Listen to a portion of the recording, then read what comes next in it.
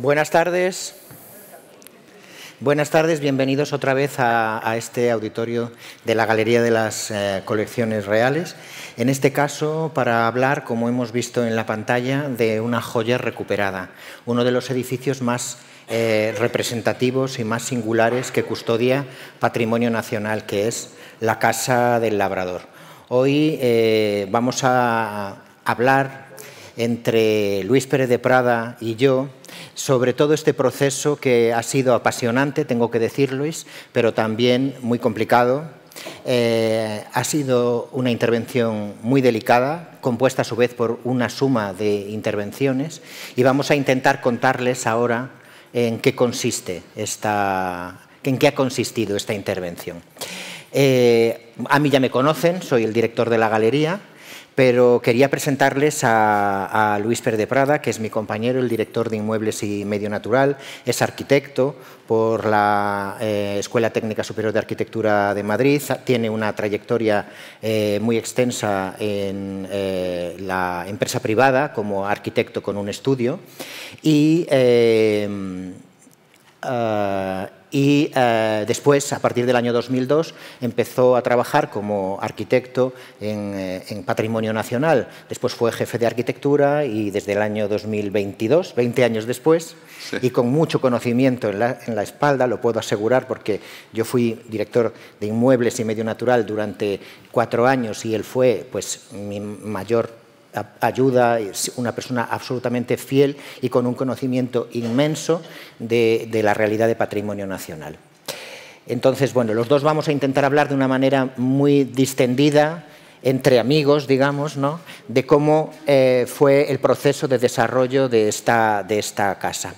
Como veíamos, el 1 de octubre del año 2025, Su Majestad el Rey presidió la reapertura de la Casa del Labrador, tras 5 años de trabajos que, como ya les hemos dicho, son trabajos de restauración en distintos ámbitos, lo vamos a ver, muy intensos.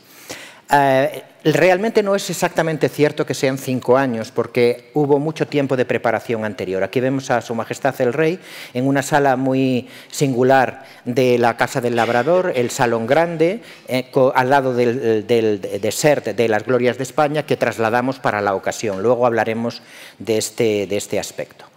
La Casa del Labrador es evidentemente, como les decíamos, una joya, un edificio extraordinariamente singular, con unas características únicas que lo pueden hacer, creo yo, ¿no?, lo pueden convertir en un unicum. O sea, no hay otro edificio como este en el mundo entero que reúna unas características arquitectónicas singulares, importantes, pero sobre todo una decoración interior que no tiene parangón, es, digamos, lo mejor de su época. Es un edificio extraordinariamente interesante en el detalle. Cada uno de los elementos que podamos apreciar en las decoraciones de las paredes, de los pavimentos, de los techos y en las decoraciones móviles, o sea, los bienes muebles que tiene, se encuentran, digamos, entre las mejores producciones de su época. Vemos, por ejemplo, aquí este fantástico grupo de San Ildefonso, es una copia, el original saben que está en el Museo del Prado, es una pieza extraordinariamente interesante que perteneció a la reina Cristina de Suecia, adquirieron después los reyes Felipe V e Isabel de Farnesio y llevaron al Palacio de la Granja, pero en el año 1807 se trasladó a la Casa del Labrador. El rey Carlos IV decidió que estuviera en la Casa del Labrador, aunque luego, un tiempo después, en torno a 1825-1827, se trasladó ya al Museo del Prado para formar parte de ese museo de pintura y escultura, y se sustituyó por esta copia. Por lo tanto, vemos que es una reunión de obras maestras en todos los ámbitos. Voy a hacerles brevemente un ligerísimo recorrido por la historia de la casa. Luis, tú interrúmpeme y cuéntame lo que quieras. Muy breve para luego ya dar paso a lo que probablemente les interese más, que es todo el estudio de cómo se produjo la renovación de la casa. Debemos la Casa del Labrador a este rey, Carlos IV, cuando todavía era príncipe, impulsó la construcción de una serie de casas de campo muy refinadas. Es un rey que tiene, vamos a decir, una prensa regular, pero realmente era una persona con un gusto refinadísimo, muy aficionado a las bellas artes, sobre todo a la decoración, y este rey, Carlos IV, decidió realizar una serie de casitas de campo, como les decía, por ejemplo, en el Escorial o en el Pardo. Y la última de esas casitas que impulsó fue esta casa llamada del Labrador, quizá porque, según se dice, se utilizó como base una casa de labranza. Hay varias teorías, pero bueno, una es esta. Sobre esta casa él encargó a este personaje, otra gran figura del momento, Juan de Villanueva, el autor del edificio que ahora es del Museo del Prado, pero él creó para el Museo Nacional, para el Gabinete de Historia Natural y la Academia de Ciencias Naturales. Bueno, pues Juan de Villanueva fue el artífice de esta primera casa. Pero si la ven aquí en este grabado, lo que hizo Juan de Villanueva inicialmente no es una casa con forma de U, como tenemos ahora en el Labrador, sino una casa de planta rectangular, mucho más sencilla. Y fue tiempo después, y otro arquitecto, un ayudante de Juan de Villanueva, Isidro González Velázquez, el que modificó la casa en colaboración probablemente con Villanueva. Villanueva fallece en 1811 y aquí estamos hablando de finales de los últimos años del siglo XVIII, principios del XIX. Bueno, pues realiza esa modificación añadiendo las dos salas que ya vemos aquí en este cuadro tan conocido que tenemos aquí en la Galería de las Colecciones Reales, en la Sala de Borbones, una obra que pertenece a esa serie que Fernando Brambila, el pintor de cámara de Fernando VII, realizó para el rey y por encargo del rey. La Casa del Labrador, por lo tanto, ya era considerada un hito importante dentro del conjunto de los reales sitios españoles porque fue incluida por Fernando Brambila. Luego Luis nos hablará seguramente de este cuadro porque tiene mucha trascendencia para la toma de decisiones a la hora de decidir el acabado de las fachadas de la Casa del Labrador. Bueno, ven aquí uno de los planos de la casa, ven cómo se respeta esa estructura y se construye de acuerdo con estos planos y les hemos puesto algunas imágenes antiguas, postales antiguas, de la Casa del Labrador en el siglo XIX. Ven aquí el exterior de la casa, ya con un aspecto externo distinto al de Brambila, que genera, como nos contará seguramente Luis, una confusión de comprensión de cómo era la fachada de este edificio, e imágenes internas de esos espacios singularísimos como esta galería de estatuas, por ejemplo, el salón grande, donde ya vemos, por ejemplo, la mesa de malaquita que regaló un príncipe ruso a Isabel II, o el famoso gabinete de platino, ¿no? Pero la Casa del Labrador tiene otra historia. No solamente tenemos que hablar, al contarles a ustedes cuál es la historia de la Casa del Labrador, de estos lujos y riquezas que evidentemente tiene este gran hito decorativo de patrimonio nacional. También hay que decir que la casa se ubica en un terreno probablemente mal elegido, una casa que está muy cerca del río Tajo, que luego además se desvió y que sufrió diversas inundaciones, en el año 1916 una muy grave, otra en el 1924, y que generó una serie de desperfectos, sobre todo en la planta baja, de los que luego volveremos a hablar otra vez, que dieron lugar a bastantes problemas que Luis nos cuenta enseguida.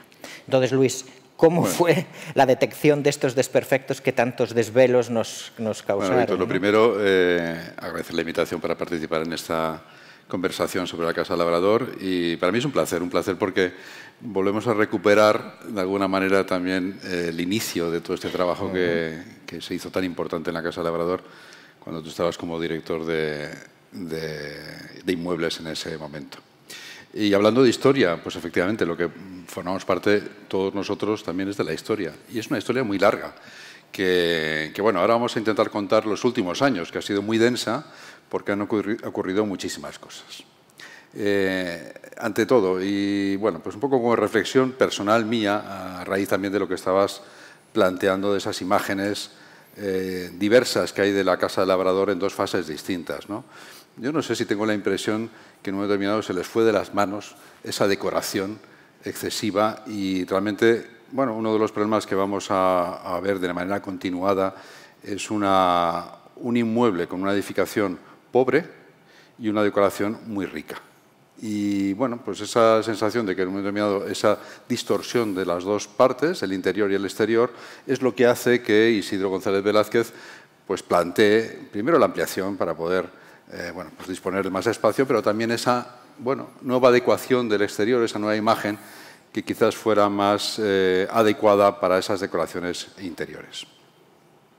Eso como reflexión, porque evidentemente, claro, esa situación inicial donde Villanueva plantea una casa de campo rústica con unos acabados pues casi a la toledana, ¿no?, que es lo que teníamos en su momento, y con una ampliación rápidamente que se hace sin trabazón, sin unión entre las dos partes que existían, la anterior y la nueva, pues eso es gran parte del problema, unido evidentemente a un emplazamiento, como tú comentabas, Víctor, que no es el más adecuado.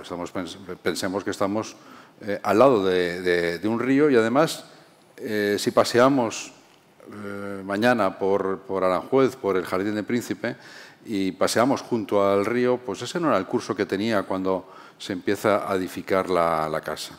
Justo pasaba por delante de la casa, hay una modificación también importantísima de todo lo que es el cauce, y eso se produce en el año 11, 1811 ya está modificado lo que es el trazado del río, pero aún así tenemos un terreno de aluvión con limos, con arenas y con una resistencia no adecuada, porque aunque la casa no sea un gran volumen y no tenga un gran peso, pero evidentemente no está preparado ese terreno para soportar, como veremos, esas cargas.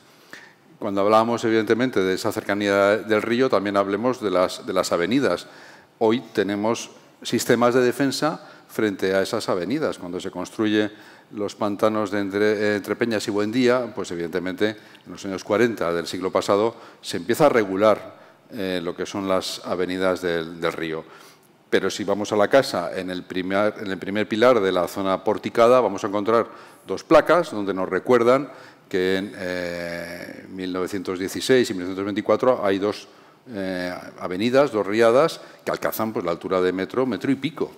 Eso significa que todo lo que es la planta baja queda absolutamente anegada. Y eso se produce de manera continuada.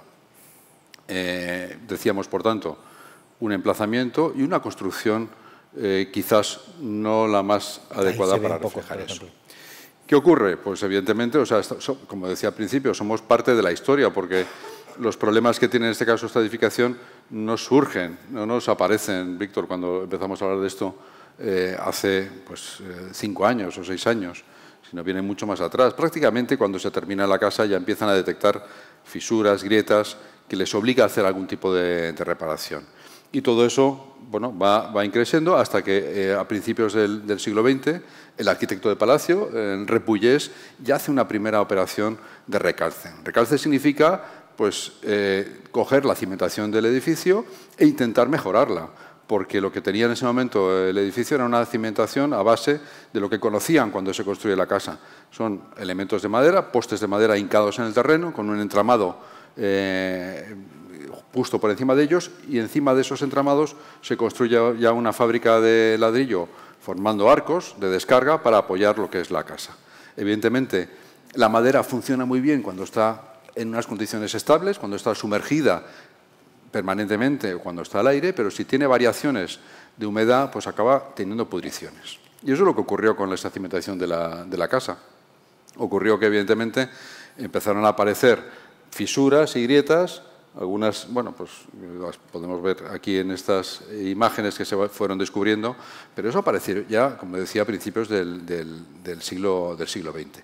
Hacen una serie de recalces en ese momento, que veremos alguna de las otras intervenciones que fuimos descubriendo, y eso es de manera sucesiva, hasta que llega a nuestros días, que ya lo que nos encontramos es una situación que en el año 2016-2017 empezamos a detectar que esas fisuras que ya tenía el edificio empiezan a incrementarse de manera muy notable, y hay un hecho significativo, que lo veremos después, que es la Filomena. Totalmente. Ahora vamos a ver algunas imágenes de Filomena. Sí. Son imágenes muy potentes. A todos nos afectó, pero también afectó a lo que es el edificio. ¿Afectó por qué? Porque las bajas temperaturas que tenía que soportar en ese momento la edificación pues no estaban preparadas, y todo lo que eran pues casi fisuras, algunas grietas, pues aquello empezó a ser alarmante. ¿Recuerdas, Víctor?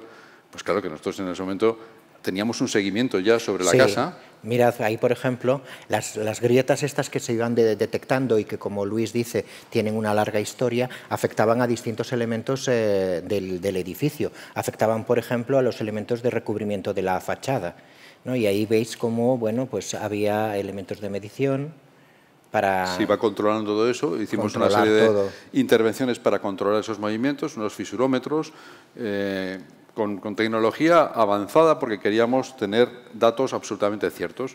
Y en ese momento, cuando en enero del 21 dijimos, oye, que esto que ya estábamos viendo, que tenía una progresión más o menos, bueno, pues aceptable, aquello se disparó de una manera absolutamente alarmante. Eso que veíamos en la fachada, luego, lógicamente, penetraba al interior y también provocaba roturas en las fábricas de los muros, en los elementos decorativos. Eso, por ejemplo, pues son daños en esa sala que veíamos antes, la galería de estatuas. Ven ahí cómo los estucos están rajados, los elementos decorativos están rotos, las bóvedas pintadas se agrietaban.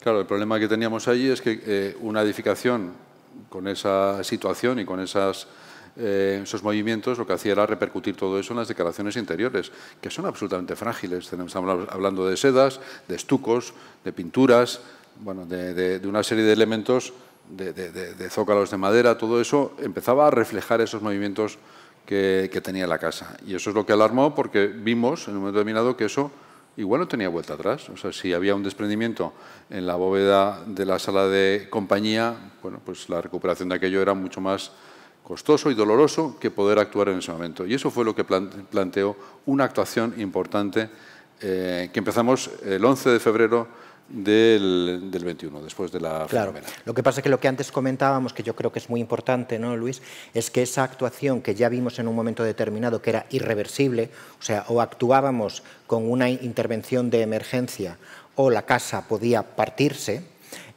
fue posible, o sea, se pudo reaccionar en Patrimonio Nacional de una manera tan certera, vamos a decir, porque había una serie de estudios y de proyectos previos que se habían ido haciendo con tiempo desde el momento en que se detectaron los problemas, ¿no, Luis? Sí, a ver, piensen que en Patrimonio Nacional, bueno, somos un organismo, una institución un poco peculiar, primero por todo lo que tenemos que llevar y nuestra responsabilidad, pero luego porque tenemos un equipo técnico muy potente en todas las áreas. Y si hablamos de la parte de arquitectura y jardines, que es la que llevamos en la dirección, bueno, pues aquí hay bastantes compañeros, redactamos los proyectos y dirigimos las obras, asumimos la responsabilidad que supone el enfrentarse a una situación tan importante como esta, tocar un elemento, como tú decías al principio, de la excelencia que supone la casa, las decoraciones de la Casa Labrador. Y evidentemente se hacen con toda la rigurosidad, con la seriedad que llevamos los trabajos adelante. Y en ese sentido, pues evidentemente cuando vamos adelantando la situación que se nos va a presentar, pues preparamos todos esos estudios. Mantenemos incluso también, que eso fue una sugerencia tuya, creo que absolutamente acertada, de mantener una serie de mesas, unas mesas de debate, de reflexión y de análisis sobre la situación, porque no era poca cosa. ¿Cómo nos enfrentábamos a esta situación, a esta cimentación tan deficiente y de una manera, pues eso, con todo el conocimiento de lo que existe ahora mismo en el mercado para poder enfrentarse la tecnología que nos permite hacer frente a ello? Y en ese sentido, bueno, planteamos una serie de mesas donde, bueno, pues se invitaron a la gente del Ministerio de Cultura, del propio Ayuntamiento de Aranjuez, del CSIC, del Instituto Roja, técnicos en temas de cimentación, y de eso salió un análisis muy potente. Sí, hicimos, bueno, pues efectivamente... No, cuéntalo tú, Luis, lo que pasa...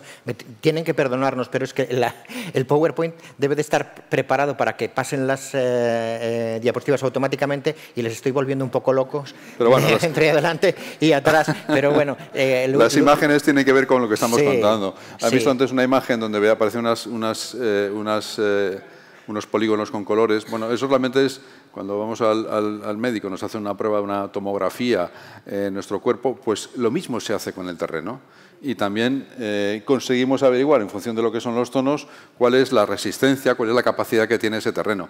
Lo que aquí averiguamos es que el estrato resistente del terreno estaba muy profundo, claro. Estaba a 25 metros. Si mal no recuerdo, corregidme vosotros o tú, Luis, cuanto más azul es el color, menos resistencia tiene el terreno, porque lo que mide en estos sistemas, estas prospecciones geofísicas, es la capacidad conductiva del terreno. Por lo tanto, si hay agua, bueno, pues, o hay huecos, ¿no? Bueno, lo que está rojo es lo que tiene más resistencia. Por lo tanto, como dice Luis, debajo de la casa la resistencia está muy profunda. Sí, y es muy curioso porque si han visto en la imagen, la primera capa superficial es casi una costra, que aparentemente tiene resistencia. Eso es lo que le pasó a nuestros antecesores. Probablemente. Los arquitectos que vinieron antes que nosotros dijeron, pues aquí podemos apoyarnos. Hicieron unos recalces, unas mejoras en esa cimentación, pero con muy poca profundidad, con lo cual, pues lo que había justo ahí debajo era algo que no valía.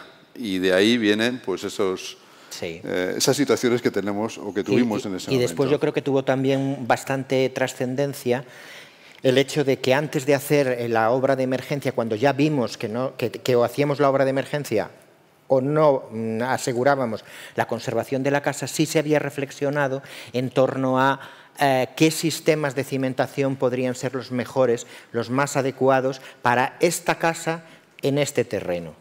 Había, bueno, por contarles, por curiosidad también, me imagino que igual les apetece saberlo. O sea, hay dos métodos básicamente. Uno, hacer un pilotaje, que significa llevar las cargas del terreno mucho más profundas a través de unos elementos muy finos, como si fueran agujas. Y otro método que es inyectar al terreno para mejorarlo. Es como modificar las condiciones que tiene el terreno. Un terreno que no tiene resistencia, pues le inyectas una serie de resinas o de cementos y consigues que aquello que aparentemente no resiste nada, pues tenga mayor resistencia. El problema que tiene esa segunda opción, que se utiliza en construcción habitualmente, es que puede provocar efectos indeseados. Tú mejoras el terreno, pero también provocas en un momento determinado pues que hinche, y se han dado casos que cuando haces ese tipo de operaciones, pues el edificio en vez de hundirse, pues acaba subiendo, vamos, o sea, acaba levantándose. En esas mesas técnicas de las que hablaba Luis, nos exponían algunos expertos de otras instituciones públicas que ellos habían tenido experiencias como las que él cuenta. O sea, se intenta resolver una solución, pero lógicamente como no estamos dentro del terreno y no sabemos qué características tiene, la respuesta a esas inyecciones es mala y la casa o el edificio que sea en este caso, pues se eleva o lo que es peor todavía, se eleva de manera irregular. Sí. Si volvemos a la imagen de antes, Víctor. Bueno, aquí está la parte fundamental en la operación. O sea, los 7.300.000 euros que invertimos en la parte arquitectónica de la restauración de la casa, pues una gran parte se llevó la cimentación. ¿Y qué es lo que se hizo? Pues lo que ven aquí, en azul, son esos dos elementos, vamos, 536 pilotes, 536 agujas plantamos alrededor del edificio. Un edificio que es absolutamente delicado. Piensen lo que supone, verán alguna imagen de toda la tensión que supuso para algunos compañeros. Una de ellas está aquí y afortunadamente está viva porque la tensión que tenía por las noches cuando sabía que se iba haciendo toda esta operación, pues era tremenda. Ahora van a ver imágenes de cómo se hacían esos pilotes y van a entender cómo de delicada era esa intervención. Aquí está saliendo todo el rato que quiere salir esta consolidación de la bóveda encamonada, porque resulta que antes, durante todo este proceso de estudio, ya vimos que la bóveda encamonada de la sala de compañía corría peligro de partirse. Y, de hecho, estaba muy agrietada. Y entonces lo que se hizo fue una intervención previa para consolidarla y evitar que se produjera eso, ¿no, Luis? Que fue un proceso, o sea, una intervención ya de por sí complicada. A ver, esto es una consecuencia también del pasado más reciente. Esto es una operación que se hizo en los años 60, en la que se eliminó todo lo que es la estructura de madera de la cubierta, se sustituyó por una estructura metálica, se dejaron algunos elementos pues con la poca fortuna de que estaban vinculados a esa bóveda encamonada, que es lo que han visto aquí. La intervención que se hizo, bueno, tengo que decir que el proyecto, fue un proyecto de emergencia, pero el proyecto de la dirección de obras se llevó a cabo por el equipo, como les decía antes, de Patrimonio Nacional, Maite Domínguez como arquitecta, Ruth García Renera como arquitecto técnico y Martín Madrid también como arquitecto técnico. Fue un equipo que llevó toda esta intervención. Y aquí pusieron especial cuidado con esta bóveda, porque era uno de los elementos más frágiles, donde se hizo un nuevo elemento de madera laminada, que es el que están viendo en las imágenes, con estos, bueno, pues estos roblones que están uniendo los elementos, del cual colgaba la bóveda encamonada, que es lo que ven abajo, lo que se intuye abajo con estas tablas, con una serie de cuerdas, eso es la bóveda encamonada. Entonces, lo que se hizo fue independizarlo de los tirantes que existían, que, bueno, pues lo que hacían es transmitir los movimientos a la bóveda. Y eso fue, y empezamos con la obra de... Sí, y entonces, ¿aquí qué ocurrió? Nevó. Sí. Mucho. Nevó mucho. Y entonces, sí que realmente en Aranjuez no fue el lugar de Madrid donde más nevó, pero sí que es cierto que aquí, en esos testigos que teníamos colocados en la casa, nos empezamos a dar cuenta de que la apertura de las grietas crecía de una manera exponencial. Y había estas gráficas.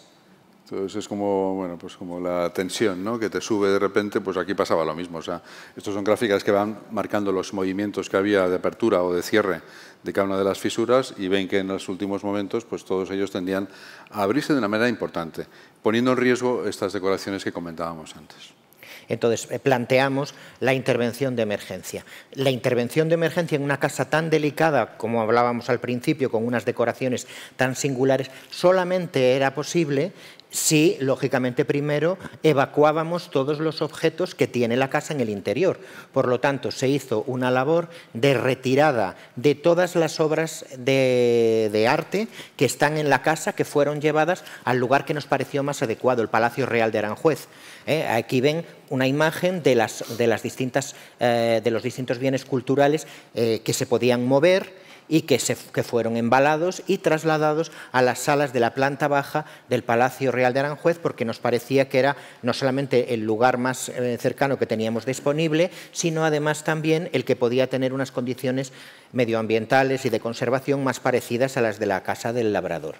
Y luego, lógicamente, si conocen un poco la casa, luego además vamos a ver más imágenes, bueno, pues hay algunos elementos de la casa que no se pueden mover, bien porque están adosados a las paredes o a los suelos, bien porque son pesadísimos. Entonces ahí lo que se planteó fue una protección con cajas para evitar su daño.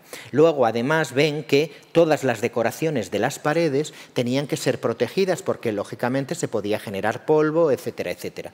Pero teníamos que verlas, porque en un momento determinado, aunque ya sabíamos que la obra iba a ser vamos, que íbamos a tener muchísimo cuidado a la hora de desarrollar todos estos procesos, si se producían rasgados de las telas teníamos que verlos, ¿no? Entonces, como ven, se protegió con plástico para poder verlo, para poder retirarlo en o comprobar cualquier cosa en cualquier momento, y las piezas singulares protegidas. Y ahí empezó la obra propiamente dicha. Pues sí, me imagino que muchos de ustedes han tenido o han sufrido una obra en su casa. Imagínense lo que es una obra en esta joya. Una obra, además, en la cual se interviene no solamente en la parte, digamos, de la envolvente superior, que también se cambió la cubierta, sino en todo lo que es la cimentación. Esa alteración de lo que es el soporte de la casa y pensar cómo iba a repercutir en esas decoraciones, pues la verdad es que, bueno, pues fue toda una aventura, vamos, ¿no? Así decirlo. Vamos, uno de los compañeros que mencionaba antes tenía en su móvil continuamente una serie de gráficas. Habíamos colocado nosotros unos detectores sísmicos, como si fueran de terremotos, para saber que cada vez que se hiciera una operación de hincado de una de los pilotes, pues a ver cómo repercutía. Y había una serie de índices que decían, oye, para, porque esto, bueno, pues pasa un poco los movimientos que puedan ser importantes. Se vació todo lo que es la parte interior de la planta baja para poder colocar de manera simétrica los pilotes. Los pilotes de nada hacían si estaban colocados solamente en el perímetro exterior. Tenía que estar en cada muro por fuera y por dentro. Y esos unidos con una viga, de tal manera que la cimentación existente pudiera estar anclada a este nuevo apoyo de una manera centrada. Bueno, pues aquí ven los movimientos que había, todo ese desmontaje. Ya, pues bueno, la maquinaria, que se pueden imaginar, ¿no? O sea, la tensión que suponía aquello con todas las sedas, los estucos y con todo esto fuera. Claro. Y no solamente por el movimiento de las vibraciones, sino también por el polvo que producía todos esos elementos.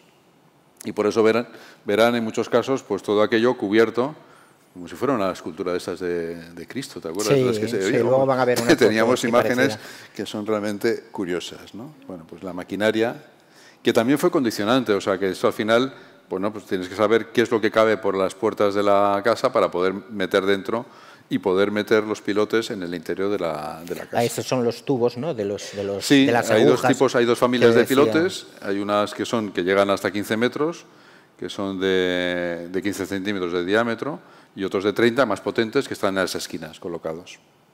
En total, 536. 500 de 15 y 36 de 30. En algunos puntos, ¿no, Luis? Hubo que trabajar casi sí, como si fueran puzzles, como aquí. Claro, aquí seguimos. O sea, aquí ya hubo una operación también en los años 40 del siglo pasado, por Diego Méndez, donde ya se sustituyeron forjados de madera por otros metálicos. Aquí se hizo lo mismo. Aquí hay casi 5.000 piezas de porcelana que, como ven, numeradas una a una para poder recolocarlas. Se quitaron todas, se rehizo el forjado y se volvieron a colocar, como si no hubiera pasado absolutamente nada. Todo esto con un puzzle, que ya lo ven ahí en la imagen, cada una de ellas numerada. 4.000, si no me equivoco, 875, vamos, piezas. Y la cubierta, o sea, no íbamos a dejar una obra de cimentación perfectamente hecha sin tocar lo que es la cubierta, que ya habían pasado muchos años desde la última renovación, 1.000 metros cuadrados de cubierta de pizarra y también superficie de plomo que se renovó para, bueno, pues conseguir de alguna manera la estanqueidad también del edificio y evitar humedades en su interior, ¿no? Y bueno, pues la parte que también comentábamos, ¿no? Aquí ya se empiezan a ver, bueno, pues algunos elementos, las dianas para poder hacer ese control a través de esas imágenes de escáner láser que nos permitían, bueno, pues ver los movimientos que había. Y bueno, pues aquí ya una de las intervenciones donde, bueno, pues allá aparece esa modificación del aspecto exterior. Como decíamos, la casa pues ha sufrido idas y vueltas, ¿no? En los años 60 del siglo pasado, en el siglo XX, hubo una intervención aquí y en otros edificios también de patrimonio, donde, bueno, pues se eliminó un acabado con un revestimiento de cal por una fábrica de ladrillo. Nosotros con esta operación y en común acuerdo con la Dirección de Colecciones Reales, con el conservador, pues y a través de unos análisis también de nuestro servicio histórico, pues bueno, pues vimos la posibilidad de recuperar ese aspecto, sin tocar la fábrica, porque eso suponía picar toda la fachada, pero dando encima de esa fábrica de ladrillo un acabado nuevo, pues semejante al que planteó Isidro González Velázquez, recuperando esa imagen que teníamos, bueno, pues mucho más cercana pues al 18, más neoclásica de lo que teníamos en este momento, ¿no? Era esa imagen que veíamos en el cuadro de Brambila, de Fernando Brambila, del que antes hablábamos. Y bueno, aquí ven la casa cubierta de andamios. ¿Cómo conseguimos? Porque claro, el color que, si ustedes van ahora a la casa, pues verán que coexisten distintas cosas. O sea, no hemos conseguido completamente recuperar los materiales de ese momento, de principios del 19, pero sí en gran medida, ¿no? Todo lo que son los aplacados de piedra caliza pues se ha mantenido, pero todo lo que era ladrillo se ha cubierto con ese revoco de cal, con unos tonos que también, bueno, pues el Servicio Histórico de Patrimonio Nacional pues también nos da pautas. O sea, tengan en cuenta que todos los trabajos que hacemos por parte de los técnicos, de los arquitectos, de los parejos, de los ingenieros, tienen también un fundamento de investigación histórica. Aquí, el servicio de la dirección pues empezó a decir, pues vamos a ver obras de Isidro González Velázquez donde los tonos, los colores se parezcan al que nos daba el cuadro de Brambila. Y, por ejemplo, el obelisco, el monumento que hay a los caídos de Isidro González Velázquez, tiene un acabado similar. Y, bueno, pues al final con la carta de colores pues fuimos viendo y conseguimos, bueno, yo creo que algo que es bastante acertado, ¿no? Pero también se recuperaron todas las hornacinas, los yesos, toda esa parte decorativa también se recuperó. Bueno, una vez ya que la obra arquitectónica estaba finalizada, fue necesario abordar también la recuperación de los elementos decorativos. Hubo varias actuaciones que se fueron sumando unas a otras para poder obtener el resultado final, que es la casa completamente renovada. La primera de las intervenciones que se abordó, en este caso desde la Dirección de las Colecciones Reales, fue la recuperación de estos elementos elementos escultóricos, estos bustos de emperadores y emperatrices romanos, que es una intervención con una trayectoria larga, porque ya se planteó en torno al año 2005, y para ello en el año 2005 se hicieron reproducciones de estos elementos, con el buen criterio de retirar los originales hacia el interior de la Casa del Labrador o del Palacio de Aranjuez o de otro espacio, y poner en el exterior réplicas exactas que pudieran aguantar la intemperie, porque si no nos íbamos a quedar sin los originales. Y en aquel momento se hicieron las reproducciones, pero finalmente no se llegaron a sustituir, y ha sido ahora, hace un año aproximadamente, cuando se empezó a trabajar en la sustitución. Aunque miento, en torno al año 2020-21 aproximadamente, todavía era yo director de inmuebles y Leticia Ruiz, directora de las colecciones reales, se restauraron los bustos. Esta es una imagen de la sala polivalente de la Galería de las Colecciones Reales. Y este año, en junio creo que fue, ¿no, sí. Luis? Bueno, se ha abierto al público esta sala, una de las salas de Felipe II del Palacio de Aranjuez, donde hay una instalación museográfica diseñada además por Luis, que genera una composición armónica, estética, de estos bustos que son los originales. Estos bustos eran los que estaban puestos en el exterior de la Casa del Labrador como elemento decorativo, pero que veíamos que se iban a perder por la acción de la intemperie. Ahora hay réplicas exactas que están en el exterior de la casa. Sí, tratamos de hacer que exista también un diálogo entre lo que es el propio palacio y la propia Casa del Labrador, ¿no?, con estas esculturas. Mucha gente pregunta y también dice, bueno, es que tienen elementos que no son auténticos dentro de lo que es la casa, pero es que nuestro deber también es conservar y legar estas piezas a las generaciones venideras, y por tanto, si las tenemos en el interior, se van a poder contemplar. Y, por supuesto, cuando vas a la casa también ves la misma imagen que tenía en su momento, ¿no? Está todo documentado, o sea, son actuaciones que se suelen realizar en este tipo de bienes culturales y que garantizan que los originales se conserven, pero que el aspecto estético del edificio pues también se mantenga. A estas intervenciones decorativas se suman, como ya ha comentado Luis, otras que se han realizado, por ejemplo, en los pavimentos, que fueron labores muy delicadas, porque suponían trabajar realmente con puzzles de miles de piezas. Y posteriormente también se puso en marcha una intervención muy interesante de recuperación de los elementos decorativos de la planta alta de la Casa del Labrador.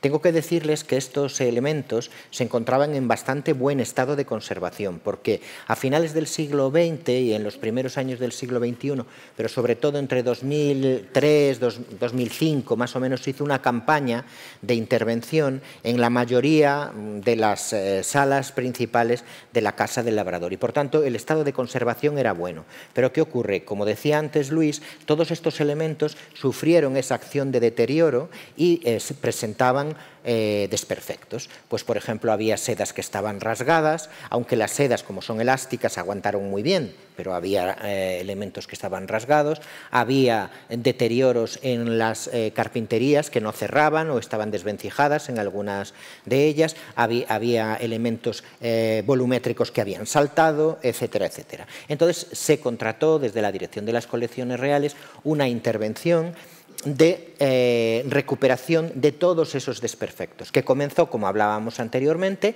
por la retirada de esas protecciones de las que antes hablábamos. La casa ya estaba restaurada, lo que era el edificio, y ahora podíamos intervenir en esa decoración. Se retiraron, por lo tanto, las protecciones y se comenzó a realizar distintas labores que fueron organizándose de manera planificada por la casa, de manera que se fueran terminando habitaciones y se fueran cerrando, vamos a decir, para poder ir avanzando y no manchar, vamos a decir, lo que ya estaba limpio. La primera intervención que se hacía en cada una de las salas era una labor de limpieza, también en algunos casos actuaciones detalladas de repaso, por ejemplo, en el caso de las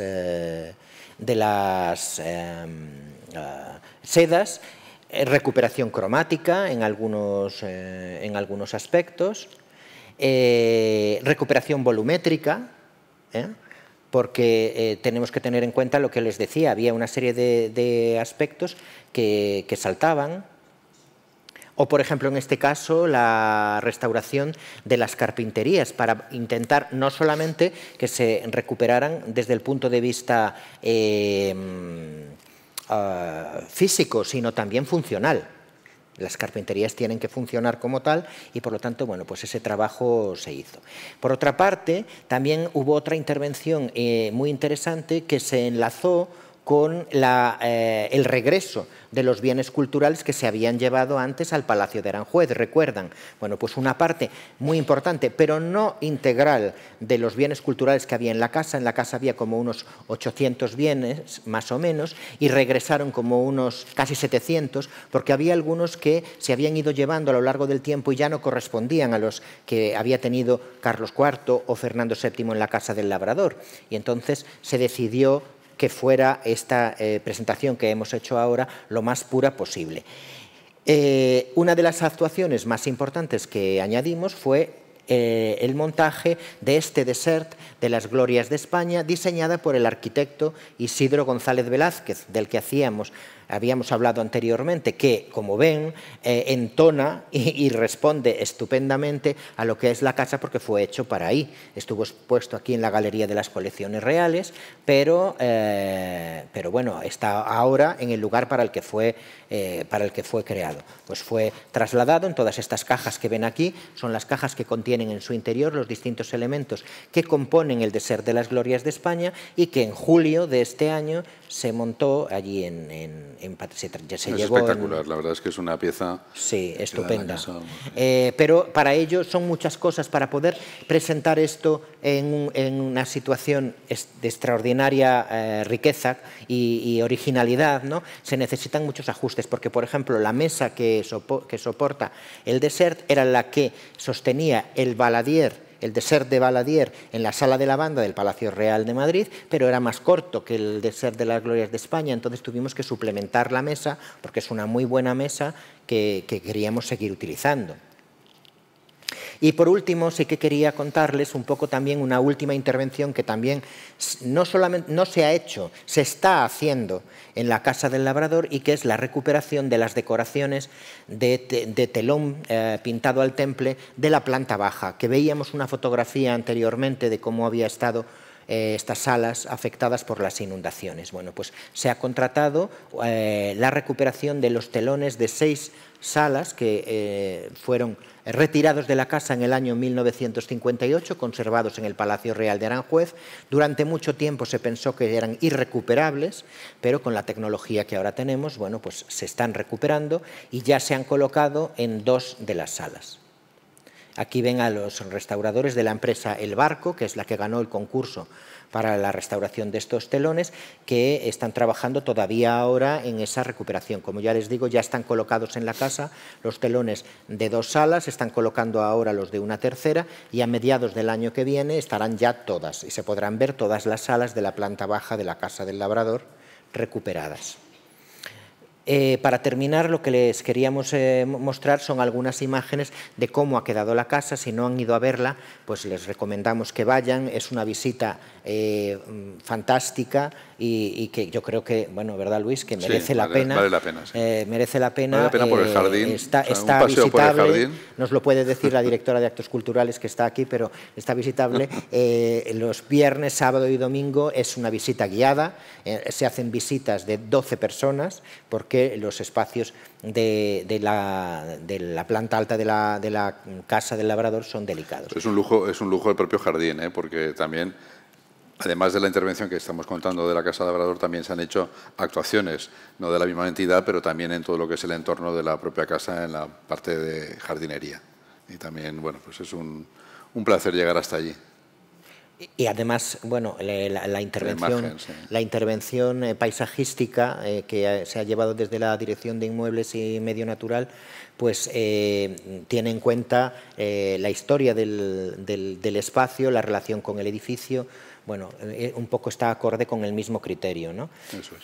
Y además, la casa además se ha trabajado en ella teniendo en cuenta de que va a ser un museo visitable, por lo tanto, los espacios de planta baja se han adaptado, por ejemplo, para dar lugar a estos espacios de acogida y de organización del público para que se pueda, no solamente puedan disfrutar de la casa, sino organizar bien. No iba a ser menos la Casa Labrador, estamos ahora mismo inmersos en una renovación de todos los centros de recepción de visitantes y la Casa Labrador con esta ocasión también se ha hecho una adecuación.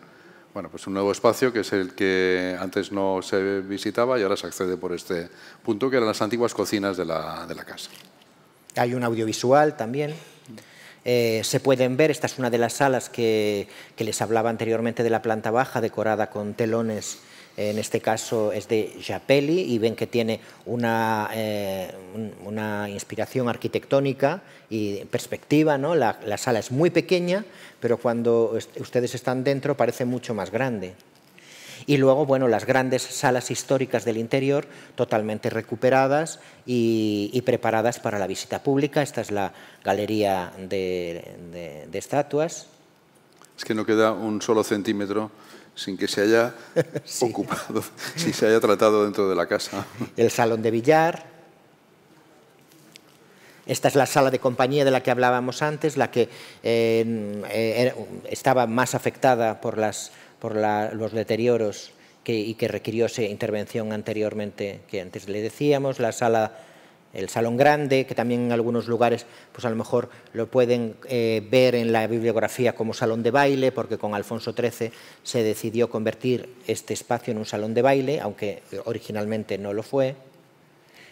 El comedor de Fernando VII, que ahora suele ser denominado Sala de Corina por esta poetisa griega que se llamaba así. El famosísimo gabinete de platino, o el retrete, probablemente el retrete más lujoso de España, pero una verdadera joya de la que creo que podemos disfrutar y que, como les decíamos, bueno, pues fue inaugurada esta reapertura por Su Majestad el Rey el 1 de octubre. Bueno, pues esto, Luis, no sé si quieres contar tú. Nada, esto es lo que queríamos contarles. Hemos narrado un poco la historia de la Casa Labrador en los últimos tiempos. No sé si quieren hacer alguna pregunta o interesarse por algo. Ir a verla, ¿no? Exactamente. Eso está muy inteligente. Buenas tardes.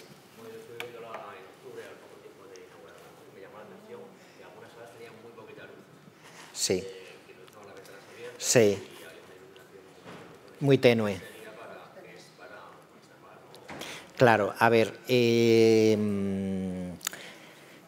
la casa, como habrá visto, está en los espacios interiores están muchos de ellos, la mayoría, decorados con sederías, con sedas, que son delicadísimas. De hecho, si se fija en algunos lugares donde se percibe cómo es la seda debajo de los cuadros, el tono ya se nota que está descolorido. Entonces, para la protección de la conservación de los bienes culturales hay que controlar mucho la luz y las ventanas están cerradas. Sí es verdad que probablemente en origen, dudo que Carlos IV y la gente que acompañaba a Carlos IV supieran que la luz deterioraba. A lo mejor sí, pero probablemente no. Y la casa se disfrutaría con las ventanas abiertas. Entonces sí que estamos trabajando en la posibilidad de poder abrir las ventanas, pero para eso tenemos que preparar los vidrios y no nos ha dado tiempo todavía a hacerlo. Pero lo vamos a estudiar y si podemos lo vamos a hacer para que a lo mejor no en todo el recorrido, pero sí en algunos ámbitos se puedan abrir las contraventanas y entre la luz del exterior, que probablemente sería como la casa era disfrutada. Esta casa era una casa de día. El rey la utilizaba como espacio de recreo durante el día. La reina María Luisa de Parma, que está representada en varias salas y la casa se dedica a ella en varias salas, apenas iba a la casa del labrador. Sin embargo, sí reflejan algunos de sus escritos que el rey estaba metido en la casa del labrador todo el rato, pero no dormían en la casa del labrador. El rey iba al palacio a dormir. Era una casa de día, por lo tanto, probablemente sí se viese así. Y esa visita creemos que se puede enriquecer si se permite la entrada de la luz, pero tiene que estar convenientemente tamizada. ¿Cuándo estará terminada toda la restauración? A mediados de 2026 estará todo terminado. ¿A mediados? Sí, más o menos. Puede ser a lo mejor septiembre, pero por ese...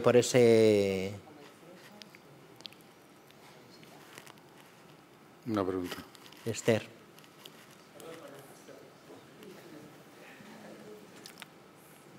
Muchas gracias. Preciosa la conferencia, gracias. Quería preguntar, ¿los telones que hay abajo en la sala de los Austrias, en el ámbito de Carlos IV, son también de la Casa del Labrador?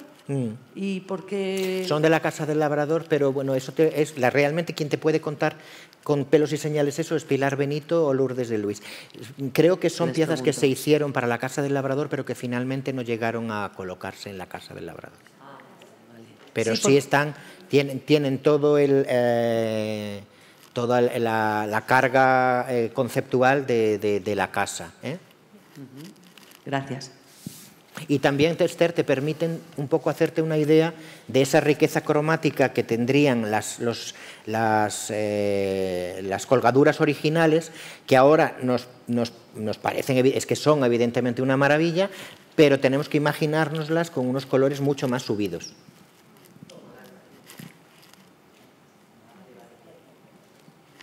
Muy bien.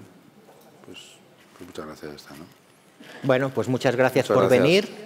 Y como usted ha dicho, ahora lo que hay que hacer es ir a Aranjuez a ver la casa. Bueno, a final de otoño también, todavía. Gracias.